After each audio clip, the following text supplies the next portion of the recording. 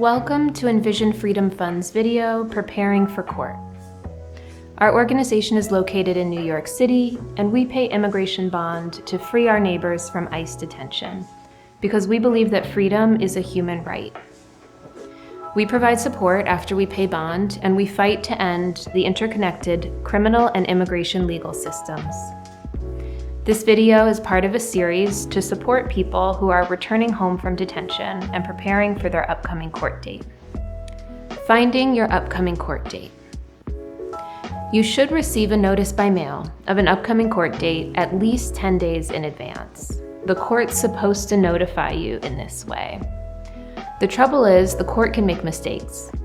If the notice is lost in the mail or sent to the wrong address, you could miss your court date, and this would impact your case in a huge way.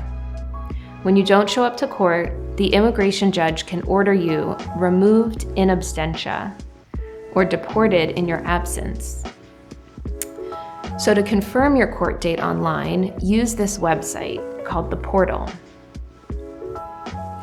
It's only available in English and Spanish. Enter your A number and press submit. This will reveal information about your next court date, as well as court contact information. Here is the date, time, address, and judge.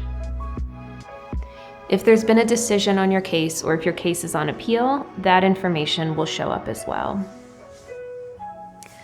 If the portal says no case found for this A number, then ICE has not officially informed the court of your case. Just check the portal on a regular basis, whether or not your information is in the system. Your case can be added suddenly, and court dates can change. You can also find your next court date by calling the Immigration Court Hotline at 1-800-898-7180. The hotline is only available in English and Spanish.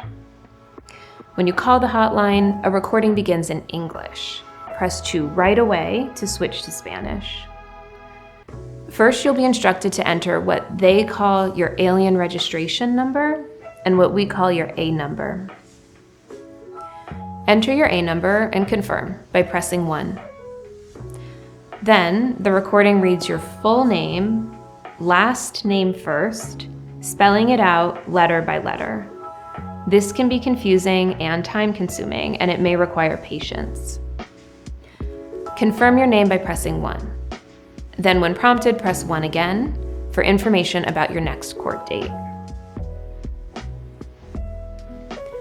Arriving to court. We want to let you know what happens at court, since some people report feeling anxious or criminalized by the process. When you first enter the court building, you may pass through metal detectors and security guards. This can cause anxiety for people who've had negative experiences with ICE or the police, but these guards are not ICE or the police. They work for a private company and simply monitor government buildings. These guards do not have the authority to influence your immigration case in any way. Security guards may ask to view the inside of your bag before putting it in an X-ray machine. Do not bring anything that could be considered contraband, such as a pocket knife, tools, aerosol cans, or hairspray, and no recreational drugs like marijuana. Be prepared to take off your belt, metal jewelry, and shoes, and know that guards may begin rushing you if the line is long. It's best to arrive at least 30 minutes early to pass through security and find your courtroom. Each judge usually has their own room. And if the court building is small, finding the room should be easy. But if it's large, they typically post a list of judges and rooms.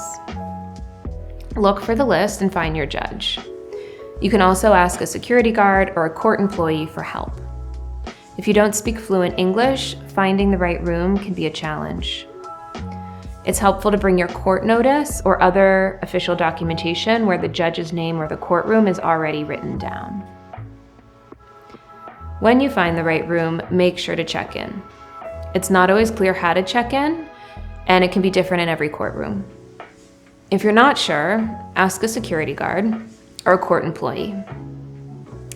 Be prepared to wait outside or inside of the courtroom and know that there are often rules against food and cell phones.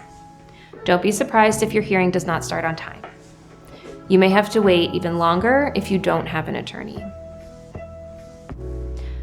Although you may have to wait, make sure to be on time. The court will not wait for you. In fact, if you arrive late, the immigration judge can order you removed in absentia or deported in your absence. We cannot tell you what will happen at court, since each case is different, but for information about what might happen, watch our video, The Life of an Immigration Case. Finding a lawyer. Finding a lawyer is one of the biggest challenges for people with immigration cases. Unfortunately, there's no federal right to a free government lawyer, the way there is in criminal court.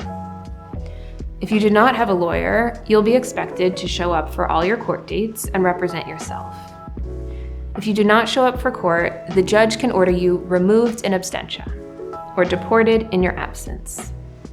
The majority of people represent themselves in court, but we recommend that you dedicate time to finding a lawyer as soon as possible.